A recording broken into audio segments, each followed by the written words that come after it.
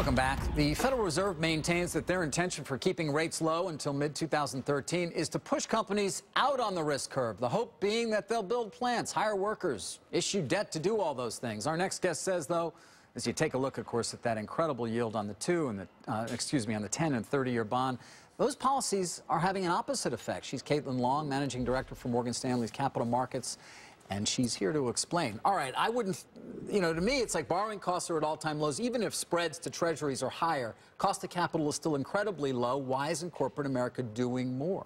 They're having trouble making the math work. Their cost of capital, the market's telling them their cost of capital is very low, but most companies have not dropped their hurdle rate of return expectation since the 2008 crisis began, because they take the view that the hurdle rate is supposed to be a long-term rate of return and their cost of capital is not supposed to be something that moves every day.